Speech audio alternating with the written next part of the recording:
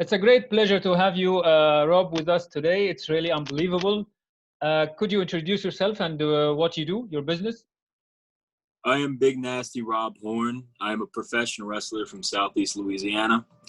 Uh, the main portion of my profession is beating people up for money. Yeah. Oh, wow. Okay. Okay, so our first question is, how do you cope with the stressful situation? Uh, well, I have some unhealthy ways of coping with stress because I don't do it well. Uh, the majority of professional wrestling is that we live inside of a bubble. And a lot of things that happen outside of wrestling that don't pertain to wrestling tend to affect us a little more heavily because we're so used to just being in this tight little space. So usually what I do, I meditate, a lot of alcohol, things like that. Usually just having fun. That's really the best thing I can do. Being around my friends, being around wrestling in general, that's pretty much how I deal with stress. Again, not the best way of going about it and not very recommended, but alone time isn't really great for me personally. I'm a very social person. A lot of wrestlers are very social people. Some aren't. And when I'm not around people, I get very depressed. I get very anxious. So I think for me, the best way of dealing with stress in general is just being around other wrestlers, being around people I care about, my family. Okay. So if you're going to say the ideal recommendation for other wrestlers to cope with the stress, what would you say? How would I? Yeah, the ideal. I'm sorry. The ideal recommendation, the ideal advice for other wrestlers to cope with the stress. What would you say? Well, that's kind of hard for me to say because, me being a bit of an existentialist, I think that everyone has their own ways of kind of going about their journey. And when it comes to, again, you have all these very unique and different people in professional wrestling. You'll never meet the same guy twice. And when it comes to stress, it depends on what you're dealing with. Pre-match stress, that's a whole different ball game. You got this feeling welled up inside you, and you really don't know how to handle it. And a lot of times, it's just when you kind of have to deal with it head on. And I think that's maybe the best way I could put it is when dealing with stress, it's just dealing with whatever is stressing you out, and just kind of tackling it. Because when you let it fester and harp on you, then it's just going to get worse. The anxiety gets worse. All those feelings, all those emotions, it kind of collapses on you. So yeah, that's what I would say. Just whatever's stressing you out, just kind of go head first into it. Okay. So you said that you are an existentialist. Could you say that again? I'm sorry? You said that you are an existentialist? Yes, existentialist. Yeah. What does that mean? Kind of hard to define, but the best way of me putting it is that I don't question. Well, I do question my existence, right? But basically, I kind of just let things be. I don't harp on what's going to happen in my life. I just let things happen. It's one of those things of if you overthink what's going around you, then it's going to destroy you. Before I got into wrestling, that was my whole thing, was finding a purpose. Mm-hmm. With existentialism, it's kind of this almost nihilistic way of thinking where there is no purpose. You have to kind of make your own purpose. And that's what I think is the best way to describe existentialism, is that you're creating your own journey, you're creating your own purpose. And that's what professional wrestling is to me. It is my purpose, it is my journey, but completely by choice. Yeah, very nice. Okay, how does neuroticism affect the reactions of the wrestler? Define. How does neuroticism? How does neuroticism affect the reactions of the wrestler? Yeah, if you could just define neuroticism, I'm not familiar with the term. Yeah, like neuroticism, like you care about yourself, you love yourself, you don't care about the others. Oh, yeah. So, well, I mean, if you look at it like ego, the one thing every wrestler has, I think if you're trying to deal with self-image, it's one of those things that, you know, I think that all professional wrestlers have a sense of big insecurities. At least what I've noticed, a lot of us are fitness freaks, health freaks. We're so, you know, your body is a portion of your career. So when it comes to self-image and trying to like deal with any like negative feelings you have about yourself, it just comes down to understanding that everybody has a different body type. Everybody has a different way that your body develops. And, you know, again, like height, weight, those are things that dictate a lot of careers. So how do you deal with that? How do you, it's kind of just like, how do you find a way to love yourself? That's a really kind of sticky situation. I've dealt with my whole life, body dysphoria. I used to weigh about 300 pounds, and it was one of those things that professional wrestling in a way saved my life, because I was going on a track to being heavy and into some very bad things. And, you know, there's a history in my family of many diseases, diabetes, heart disease and things. So I think it just comes down to finding what your body has to offer, which every body type has something to offer. You have guys like AC Romero, who they're big guys. He's a big guy in particular, but he can move and he can do things that most big guys can't do. You have guys like Brian Cage, who are muscle-bound freaks. He's a total freak of nature, but he has so much to offer. And the difference between those two body types, in my opinion, there's very little, because they're both extremely talented. And I think that's what people need to realize, is that a lot of what you have to offer doesn't come in what you have physically, but what you have internally. The biggest part of professional wrestling is character and what you have to offer as a character, and in personality. I think that's the most important part. I don't think guys like Stone Cold Steve Austin or The Rock became such stars because they can do a 450 splash. I think they became big stars because they have larger than life personalities that attract people. Yeah, okay, very nice. How does conscientiousness affect the reaction of the wrestler? A lot of big words here.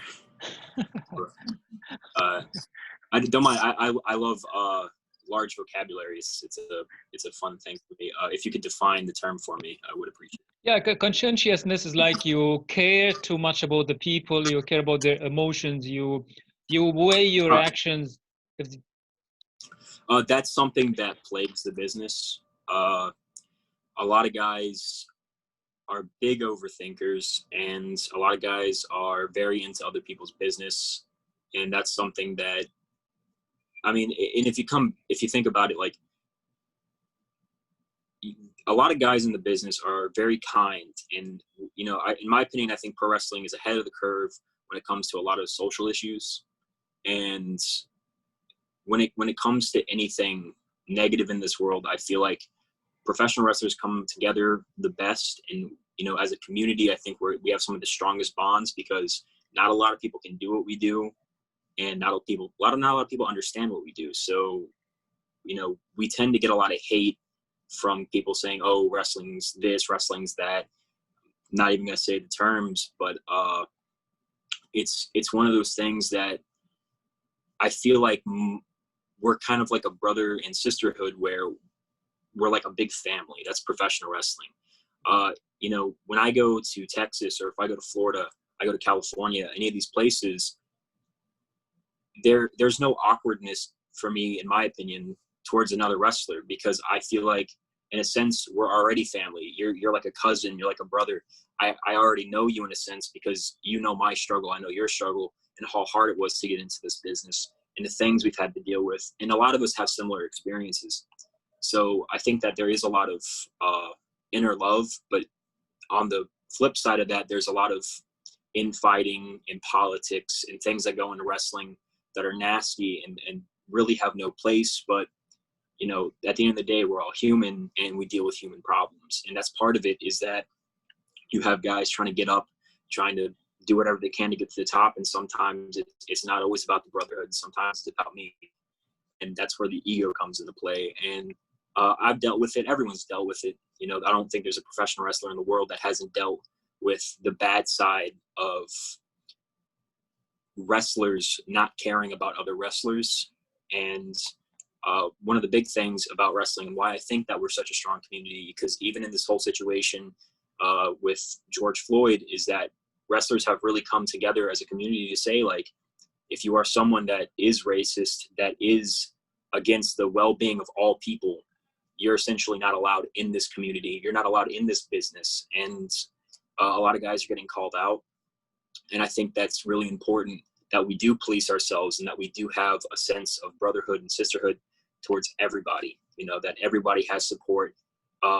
Guys getting called out for sexual harassment towards women, I think that's extremely important, because again, if we're not policing ourselves, if we don't, you know, have a way of controlling our own business, you know, we're going to collapse, and we're going to let a lot of bad apples into our, you know, into our home, into our bubble. And I think that's one of the greatest things about professional wrestling, is how strong our community is and how much we stick together, even with all the bad guys in there, all the little, you know, carny nobodies who just want to go after people's careers and hurt people, and they have no good intentions at the end of the day. Great. So are wrestlers born to be wrestlers?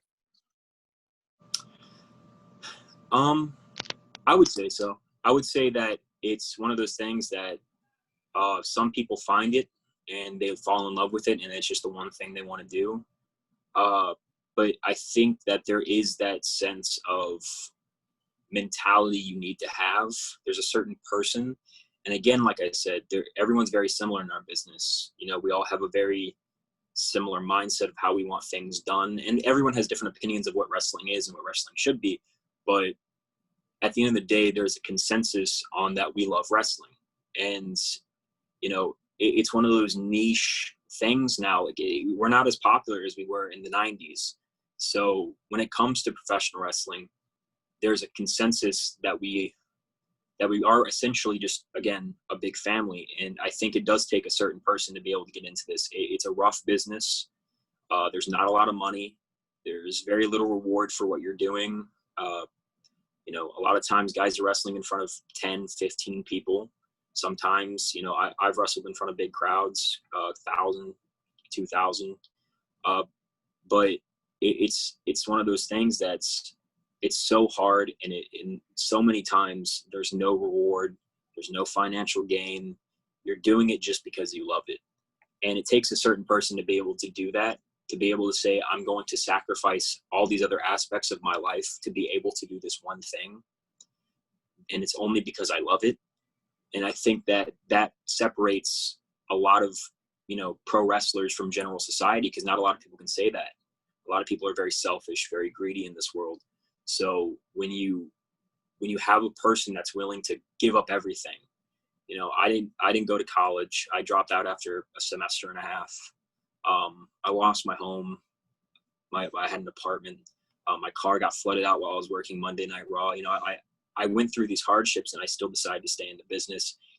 Even at times when I wanted to quit, I think that's what makes good professional wrestlers. I have personal friends that have dealt with hardships way beyond mine, that they could have left at any moment. They could have had a better life financially, but I don't think they would ever have been truly happy because they're not doing what makes them happy.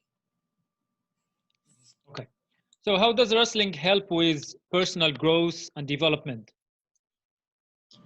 Well, I think that professional wrestlers in general, one of the first things you do when you get into a wrestling environment, locker room, anywhere, even when we're at training and stuff, the first thing you do is you go up and you shake everyone's hand. Everyone, refs, the kids, like the security guys working the gimmick table and stuff. You go up to everyone because it's important that you do that, because you want to set a precedent of your professionalism.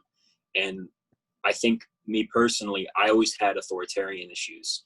So, and just in my personal growth, being able to deal with authority with, there's a hierarchy in wrestling of tenure. And when I've dealt, in the past with authority, I tend to be jokey and disrespectful.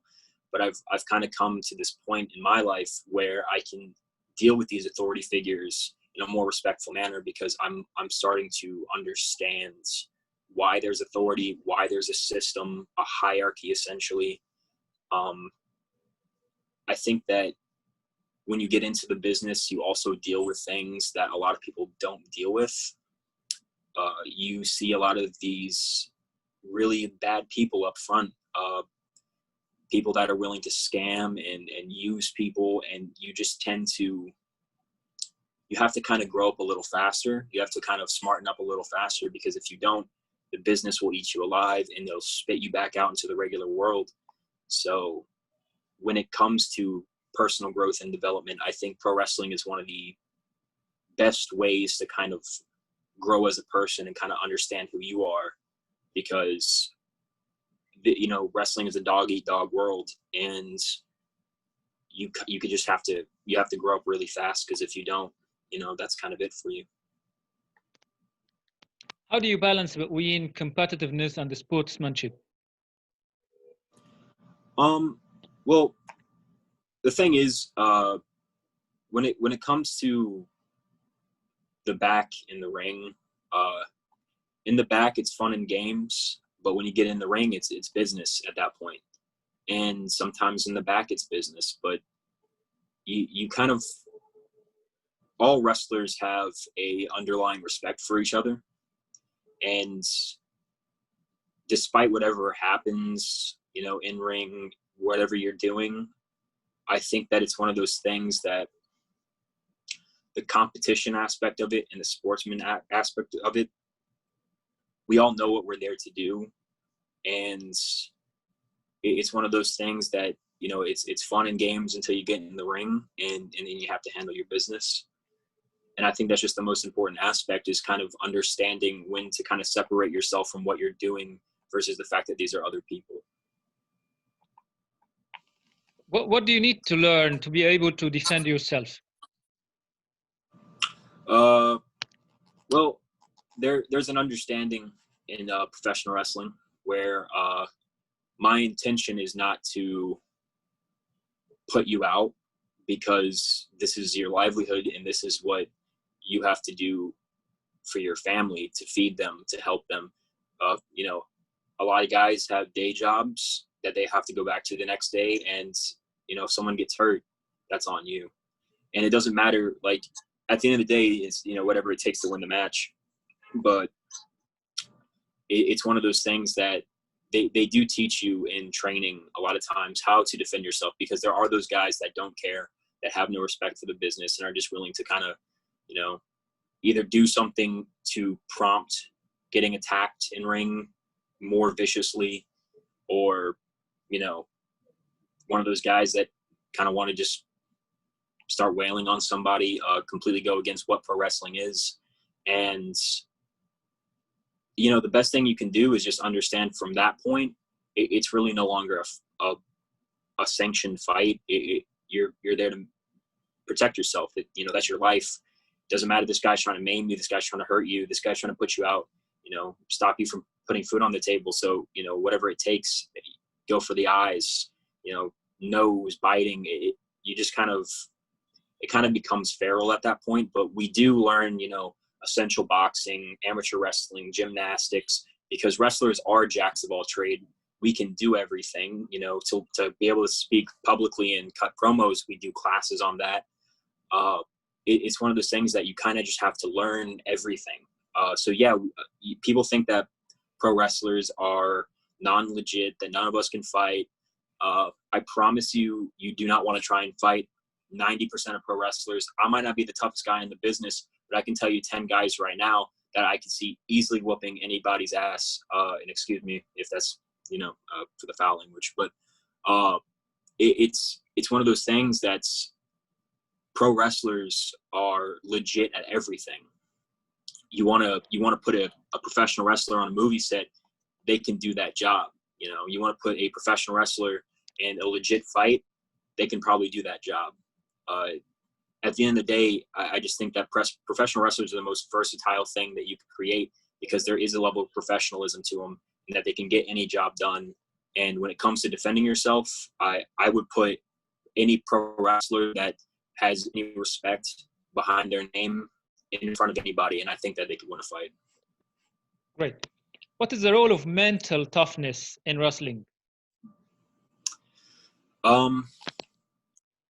Mental toughness is something that you have to have as a pro wrestler, especially when you're someone like me, where my job and my favorite thing to do is go out there and piss off a crowd of people. I've had death threats.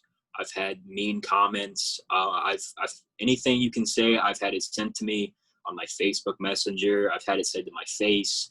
It's one of those things that you have to kind of learn how to develop thick skin, because at the end of the day, you know, those people are paying to come see a show, and, you know, you're there to provide it. And whatever they say, your job is to throw it back 10 times harder. And there's just people, like, again, that want to talk down the business and want to do things that harm your ability to make money. And, you know, there's a lot of ways that you could say that wrestling is a tough business. I could say that 1,000 times. There's guys who want to get you out of the business. They will badger you. They will go after you mentally. They gaslight you, anything it takes. And it's one of those things that's, you have to kind of learn how to separate the show from reality, and know that, like, what happens in there, it doesn't reflect on me. But things that happen, you know, in the back, I'm going to tell you now, I think that pro wrestlers are the toughest guys on this planet, because I don't think there's anyone that could deal with what we deal with mentally, deal what we deal with physically, and then keep doing it the next night and the next night and the next night. So I think that there is a level of mental toughness in all professional wrestlers to the max. And you have guys with fragile egos and people that can't take criticism, but that's a human trait. That's not a professional wrestler trait. And you just have a ton of the guys in the business that are just unbreakable, or at least seem unbreakable. And I could name 50 guys off the top of my head that I think that have dealt with so much and just mentally have the ability to keep stepping and keep going, because it's one of those things that it's not an easy business. And if you don't have the strength to get through it, then you're just not going to make it. Very good. How do you feel when you burst through the curtain, the spotlight is waiting for you, your theme song is blasting from the loudspeakers, the adrenaline takes over, and you step out in the arena? Well, I will tell you that the scariest moment before any match is when you're right behind the curtain and you're anticipating when your music is going to hit, and when you're about to walk out there, you feel so, you're so shaken, you're so scared. And it's one of those things, and it's the best feeling in the world, in my opinion. It's addicting. And that's what the thing about professional wrestling is it's an absolute addiction. The first time you do it, you're so scared, you second guess yourself. And then the 10th time you do it, you just can't stop doing it. You know, it's one of those things that it's the adrenaline. And then when you go out and you hear your music and you hear the crowd, everything, you kind of, it's an energy, and you're absorbing it, and you kind of get this tunnel vision, you know, where it's like, you know, you have one thing, and you kind of just immerse yourself in it. And I'll tell you, it's almost dreamlike every time I go out for a match, because it's surreal. You know, you think about it when you're a kid, and you play a little song and you act like you're doing an entrance, and it's the same feeling, because you're out there and nothing feels real. You know, you immerse yourself again into this even smaller bubble, and that ring is your home, and all these people are here to see you, and they paid to see you, and they're here to support you or hate you, and it doesn't matter, because you're doing the one thing you care about. And it's seriously like a dreamlike state, because, you know, you could have a 30-minute match and you're so tired and you're so blown up and you're sweating and you're in pain, but it doesn't matter, because you're going to get through it. and it's whatever it takes, and then it's over in a flash. 10 minutes feels like 30 seconds, 30 minutes feels like a minute. It it it's one of those things that it's the best feeling in the world, and it's such a flash in the pan, because careers are short and it's so hard to remember sometimes, like, but you have these moments, because that's what professional wrestling is. It's not just about these big time 30-minute knockout drag out matches. It's moments, the moments within the ring, and that's what you really remember. Yeah, very good. Okay, do you use some of your techniques in real life? I mean, mentally? Yeah. So a lot of times before my matches, I'm a little bit closed off. Breathing techniques, just like music. Music is a huge thing for me. Calms me down immensely before matches. But I do push-ups. I do things to kind of like help myself just kind of clear out. I do have anger management issues. I do deal with depression and things like many people do. And it's one of those things that professional wrestling in itself for me is a coping mechanism. Something about me, the ability to get all that anger out, all that aggression, and put it somewhere where it's confined and it's safe for everybody. I think that's like the best thing that that it is for me, because it's definitely a coping mechanism. But in the real world, you know, just like out and about outside of my wrestling bubble, yeah, it's the same things for me. When I want to calm down, it's music, breathing techniques. You know, sometimes if you need to, like, I go work out just to make sure I kind of feel out, like, get all those emotions out, get all that aggravation out. Because, you know, for me, wrestling is a hard business, and it's stressful, but the world is so much worse. Just being out there day to day, you know, it's, to me, it feels empty, and it's tiring, and it's one of those things that it's hard to kind of separate myself from wrestling, especially with the coronavirus going on right now and no shows being on. It's been probably one of the hardest times, because I've been nonstop, completely gunning in wrestling for the last 2 years. Just every week it was part of my schedule, and now for the last few months I've just been sitting at home, and it's not something I'm really used to. And this is the first time in like 10 years where it's just nothing. There's no shows. There's nothing. There's nothing happening. And I think that's the hardest thing, is when there isn't wrestling. I think that my best coping mechanisms to calm down is wrestling. But yeah, when I'm out and just in day-to-day life, it's just the little things, you know, even something as simple as like a nice snack, something I do for wrestling. If I'm, you know, just a little hungry, it's the small pleasures that help you in the long run. Yeah, okay, very nice. What should the audience think about when they see the wrestler? Well, depends. The cool thing about the audience is that they're horrible, but they're the fourth man in the ring, essentially. That's kind of how I think about it, because, you know, you have two wrestlers, but they're not the only guys that are there. You know, you have your ref, and he's essential to anything happening in a wrestling ring. Refs do not get enough credit, but the fans would be the fourth entity in a wrestling match. They're the voice of everything going on. If I rake a guy's eyes and they boo, that's the communication. That's the story being told. Because that's the biggest thing, is that wrestling isn't just a fight; it's a story, and it's good versus evil. And they're the people they're the purveyors of that. And I think without a crowd, you don't have a wrestling match. Obviously, there's no reason for us to be doing it at that point. And I think what they think, because I don't think there's anything they particularly have to think, as long as they're enjoying the show and I'm making them as mad as possible. I think that's really what I would want out of them. What's your message through wrestling? My messages? Yeah. What do you want the world to understand? What do you want the world to feel through your wrestling? Well, if it's just my particular matches, I would say that I want them to feel like angry.